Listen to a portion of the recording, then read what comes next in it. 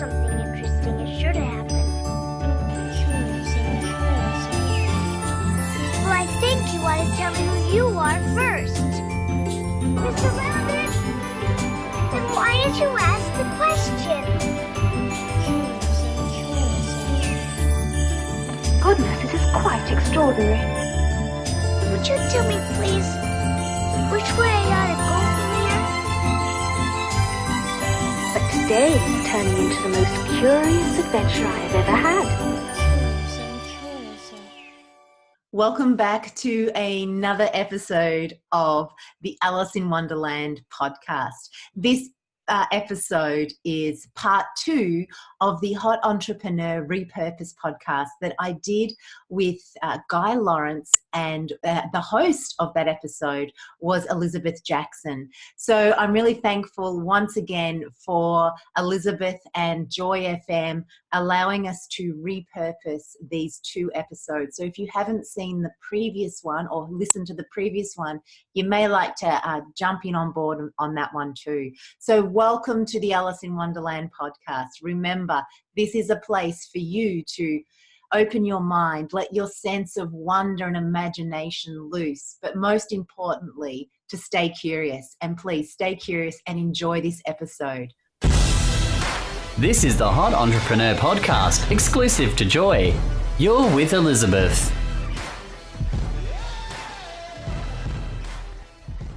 Welcome to Hot Entrepreneur. I'm Elizabeth Jackson and I have Georgia Ellis with us. And I have Guy Lawrence, or Greg, which I called him earlier.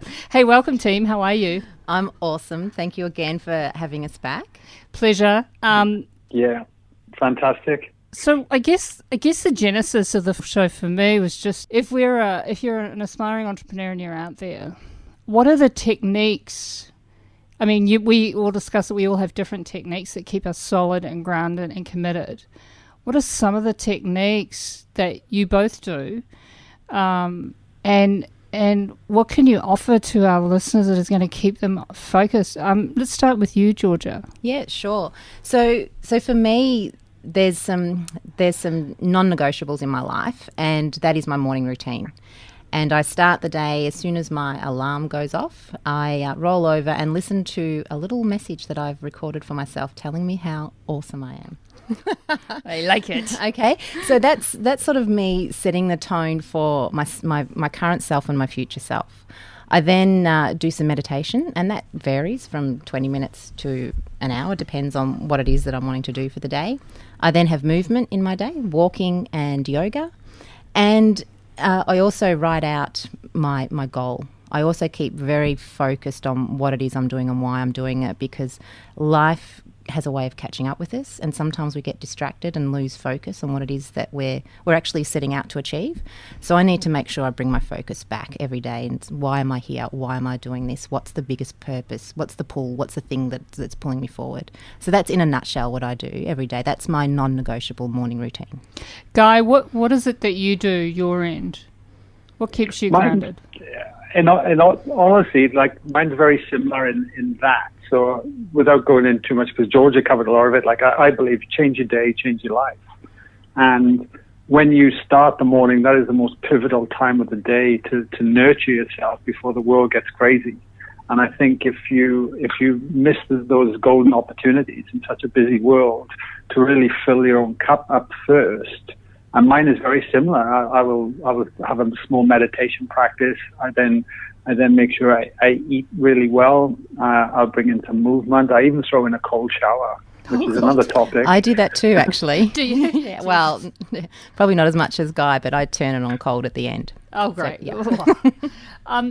So tell me, Guy, that after you've thrown yourself into some cold water, how do you feel?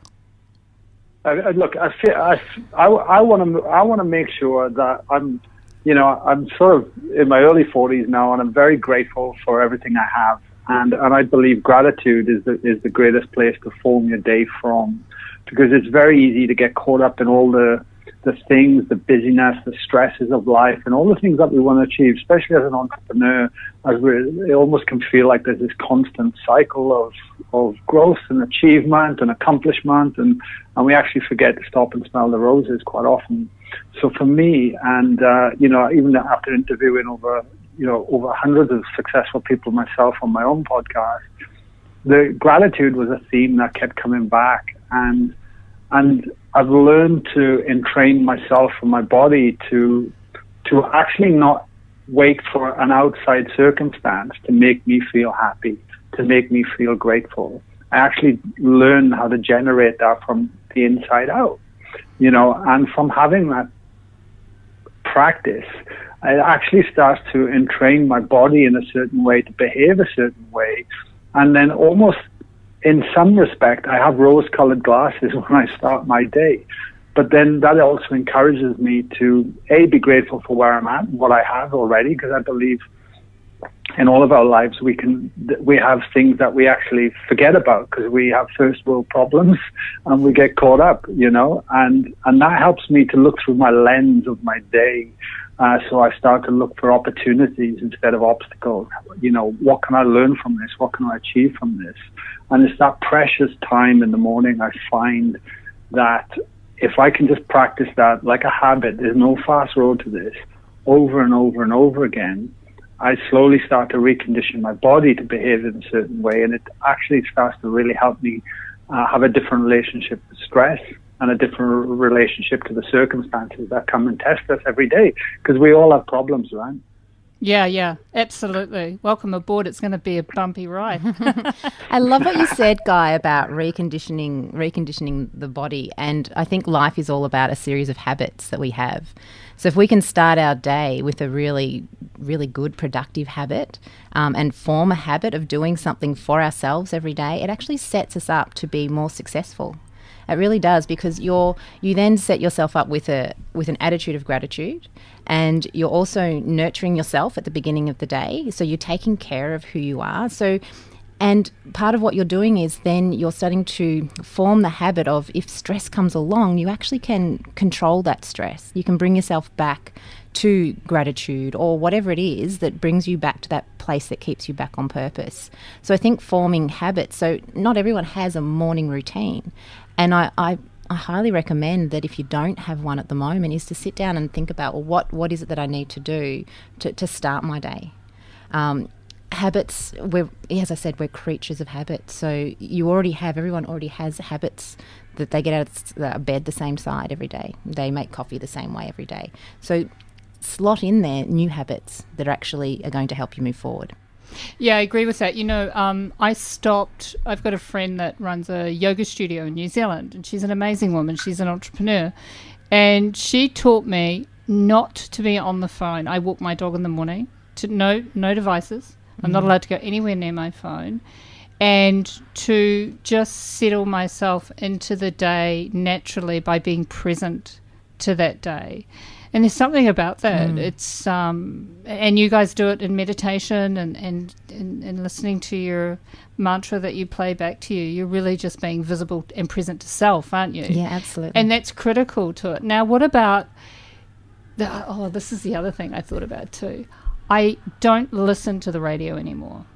When I get in my car, I listen to podcasts, and I listen and use that as a time to be taught. And I think there's something about that. Do you guys do the same thing? Is that an opportunity for you to learn? Do you listen to the radio in the car? No. You don't? Sorry. No, I don't listen to I can't stand it. I turn the radio off as soon as I get in.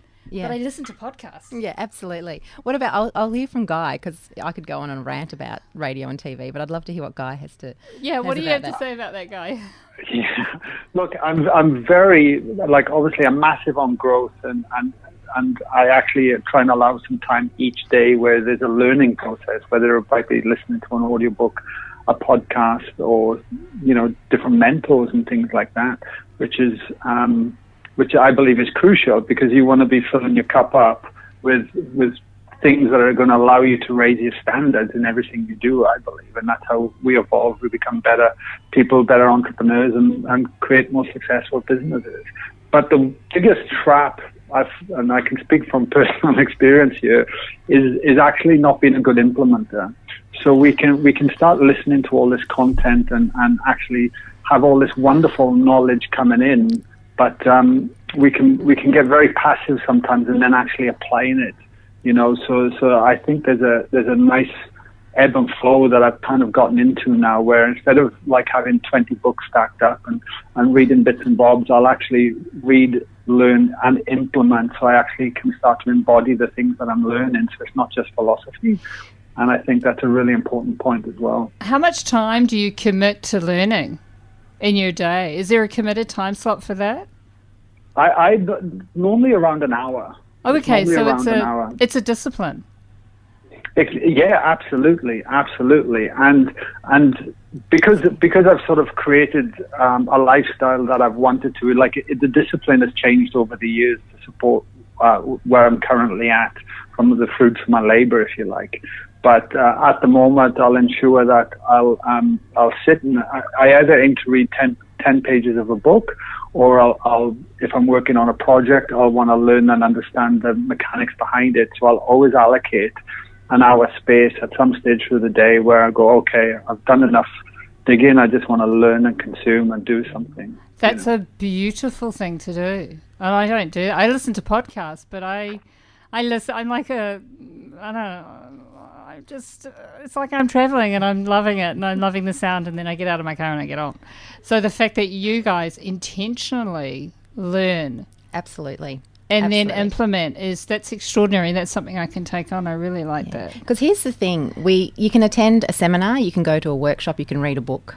Yeah. And as Guy said, it's philosophy. It becomes really good dinner conversation with your friends. You know stuff. But unless you're doing it, you're not changing at all.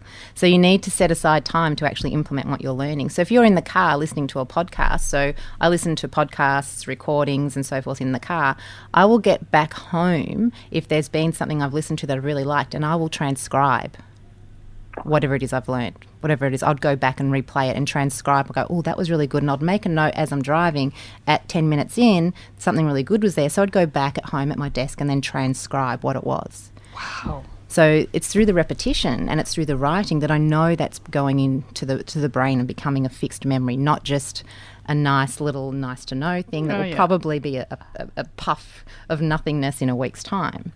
So I learn as well. So every morning when I'm having my breakfast after I've done my movement, I make myself a healthy breakfast and I sit down and I have a book. Always have a book at the kitchen bench. Do not take my device. I do not look at my device until after my morning routine. And I have a book there and I'll read a chapter of that book while I'm having breakfast. God. And that's sometimes, great. Yeah, and sometimes that book goes with me to the office and I will transcribe something out of it, make a note of it. Or sometimes I find too, because of the industry I'm in, if I'm learning something and having an insight, if I teach that or share it on social media, I'm actually still learning it. So where do you get your content from? So when you want to learn this, where do you go? Is it an intentionality? Does it just arrive? Where do you, you guys are, you're gurus as far as I'm concerned. So where do you go to get your stuff? From other gurus. Oh, wow. We'll send them my love. Where do you get your food from? Who inspires you out there? Who's teaching you? I look, speaking for myself personally, because I have my own podcast, I find myself researching everything I'm truly interested in that's aligned with my vision and purpose. So it doesn't feel like a chore so much, if that makes sense. So if it excites me, I generally start to, it's almost like you get into a rhythm, and I find I have one eye on different things that are coming through, and then I guess because I've so submersed in my work, then things will just start to resonate. Oh, that's interesting, and then I'll go there and pull it apart and have a look, and depending on what it is, you know. But there's people, I think we mentioned them last time, that had big influences on my life for this work. There's obviously Dr. Joe Dispenza. There's been Bob Proctor had a huge influence. Wayne Dyer, Deepak Chopra. Greg Braden, Dr. Bruce Lipton's amazing. I was only recorded a podcast the other week with a neuroscientist, Dr. Jeffrey Fannin, which is amazing, and have these connections. So it just just constantly evolves. The work evolves, and I just do things that light me up really with it, and it just sort of appears. It's really great, you're both in that space, so you know where to go. But I didn't to start with. Yeah. And I think too, because it's our passion. Like, human potential is just like, I could sit here and talk to you about it until, for the next thousands of eons. Yeah. But for some people, that's not their passion. My partner, his passion isn't personal development and human potential. So he spends his time nurturing himself and growing and learning in his field of endeavour. Ah, that's good to know. So he finds like the things that interest him might be going and learning how to do a new trade or how to do something. That's his learning. For Guy and I, this is our life, this is our business, this is our passion. So we can do all the distilling for people, and they can, like you say, we can become your gurus. And we've actually done all the heavy lifting for you. So we've done all the research. So for me, 17, 18 years. For Guy, I think it's about 8 or 9 years. Would that be about right, Guy? The whole health journey, and then deeper into this work the last 4 to 5 years. Yeah. So we've done a lot of that work for you, so we can give you some little nuggets to help you through. So you don't have to go and do all the reading we've done unless it's your passion, unless you really want to. So if you're an entrepreneur and you're starting, I don't know, a florist, for instance, okay, just to be out there, you might be spending your time in the morning reading books around different types of flowers. That's interesting, because you see, I'm in the property space, right? But I still, I think my mental well-being and stillness is the perfect practice for real estate. I couldn't do one and be great at the other. That's my first.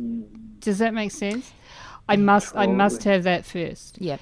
And I plunge into a icy cold swimming pool at the moment, and that's where I get my stillness. It's my church. It's where I pray. I think I said this in the last show.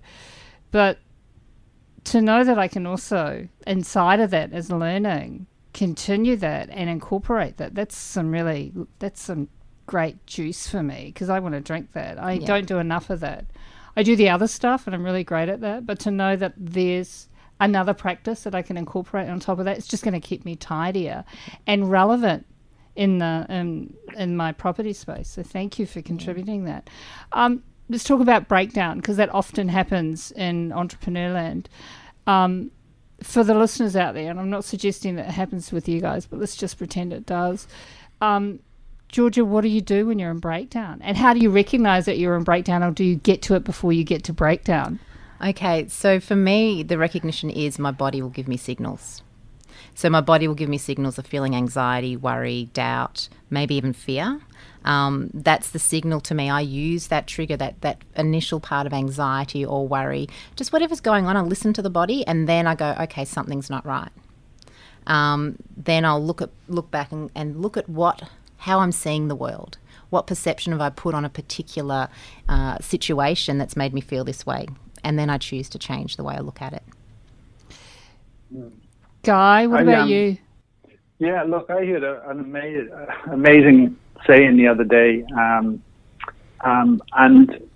it was Jeffrey Fine, the neuroscience scientist I was interviewing actually, and he had health issues a couple of years back, and he openly spoken about them, and he realized that he said, I was just doing all the time. I was just doing the work, and I was so driven.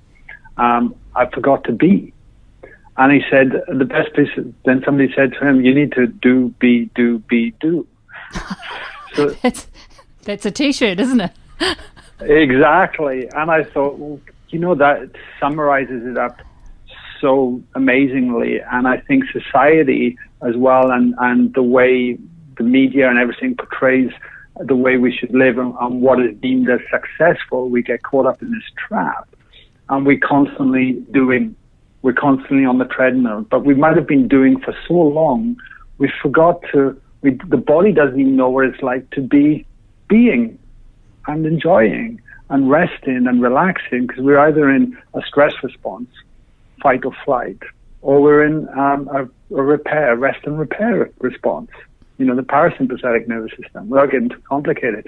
But we generally 70 to 80% of people are now in that stress state all the time, and that's all they're familiar with. So anything else actually feels not normal. So resting and going on holiday that's why some people even get sick sometimes. So, but you can learn to train the body and yourself to how you feel, and these feelings, the more you start to tune into yourself and recognize that and just try and slow down and question what you're doing and start to become a bit more present with your day, start appreciating the things you have, you can really start to influence these things. And I think it's vital to be able to be in tune with your body, to recognize when you're stressed, when you're not stressed, and observe that. And just like Georgia says, you can start to observe the situations, you can start to observe the things that are going on, and you can have a different relationship with it. And that's what for me, this work really, where the rubber meets the road, because it's pivotal. It's a real mind-body connection, isn't it? When you're able to just simply see that your body's reacting, and by creating a stillness around that and recommitting to your day. I mean, that's extraordinary. And sometimes it's difficult because you've got the outside influences saying, oh, you've got to hustle, you've got to do this, you've got to do that. But you've got to turn up the best version of yourself. So sometimes to be the best version, you actually have to take a step back and remove yourself from the hustle and have a break from it. And everyone will have their own ways of doing that. But as Guy said, we've really got to pay attention to that what's going on in the body. You really have to pay attention to that. You'll feel it. You'll feel the stress. You'll feel it in your shoulders. You'll feel it. You'll feel that anxiety and that worry. That's a signal that something's out of kilter. That's a signal for you to, okay, what can I do to change this? And some people think, oh, I'll just go get a massage. It's my go-to. I love that one. Yeah, they're good. It's great. Okay, I have them. I have them on a regular basis. Right? That's the best, Shane. He's the best. Now, I'm not dissing massages because I think they're great. I get a lot out of them. But sometimes it's just that little quick fix. It's actually not getting to the root cause of what the stress is. And a lot of it is caused by our self-talk. Our self-inner beliefs can cause that stress. Oh, I'm not good enough. I haven't done enough. All that self-talk can lead to the stress. You're living up to higher expectations of yourself. In meditation, Guy, do you get to see the self-talk? Do you get to hear it? Is that part of the whole reason for meditation? Because you guys do a lot of it, both of you, don't you? Yeah. Look, for me, and this is just one interpretation, because there's so many different ways of meditating and whether it's in the right or wrong way. But for me, the whole idea of meditation is to become the observer of my habitual habits, my thoughts, and be able to think about the way you're thinking, right? So if you can then take that practice into your day, like the true meditation, I can't remember if I said this on the last show, is what you do with your eyes open. True meditation is when that person starts to cut you up in traffic, when you're stressed, when you have issues to deal with, is are you able to then observe yourself and see it for what it is, almost like a third person perspective, as opposed to just being emotionally charged and getting caught up in that moment, for which could be a trained behavior because we've done it for the last 20 years. And there's a big difference. So for me, that's why meditation is becomes such a crucial, pivotal element, because I can sit, I can have my quiet time, and I can start to observe, how my body's feeling. I can observe the way my thoughts are firing, and then I can ask myself, well, is this actually truth, or is this just this habitual habit of the way the body's been conditioned, that I've just done it for most of my life? Tell me something. If you're a young entrepreneur and you're starting out, so what I'm hearing from you both is morning routine, right? Education, intentionality around your education too, by the sounds of it. Is that fair, Georgia? Yeah, there has to be an element of personal development in there, like you said. There has to be a foundational piece of education. So know who you are, absolutely, and then build on that with your other skills like floristry, as I said before. What else? Recognizing body signals, recognizing signals. Yeah. Yep. And understanding fear. I think is a... Oh, that's gold. That's gold. Yeah, because, you know, if I was to give someone some advice that's about to start off on an entrepreneurial journey or already there, just understand fear and don't be afraid. Fear is a player in our life, and once you really understand what it is and what's happening, you learn to be able to navigate it. Do you know what you both do too? What I hear from you both is you both, and Guy, you said this earlier, you both understand your purpose. So that's your foundation too, isn't it? You revisit your purpose every day. Yep. Is that right, Guy? 100%. And the one thing, a nugget that I found over the years as well is you got to have patience with this as an entrepreneur, you know, because it's very easy to fall into the trap that when I achieve this amount of sales or when I achieve this, I am then going to be happy and deemed successful. And we almost sometimes paint a picture of nirvana is just ahead. So if I strive a little bit more and when I get there, everything's cool, you know, and we miss the bit along the way, which is the most important bit. So the one thing I've realized, and I've made this perfect mistake, you know, in the past with my previous company, is that nirvana never happens. We always maintain. I know Gary Vaynerchuk says you're flying the plane, but you're maintaining the engine at the same time. Always, there's always going to be problems. There's always going to be things arise. So you really need to start to learn and value the days that you have, you know, and enjoy the journey, not so much the destination. The process of it is where the magic is. That's gorgeous. That's a really nice way to end the show, actually. That's beautiful. Just to be present to all of it, not some of it. And the deal is too, if it's all about destination, you lose I guess the true joy of everyone that comes in and experiences you on that journey and who you are and how you evolve and how you develop. Thank you both.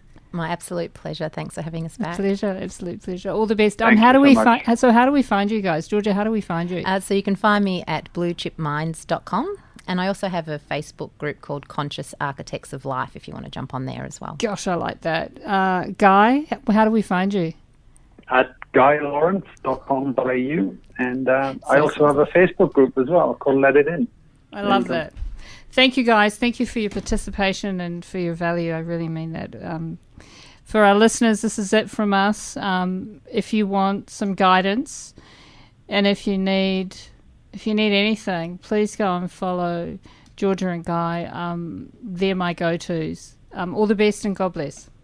Hot Entrepreneur. Visit us at joy.org.au to find out more and subscribe to us on iTunes so you'll never miss an episode.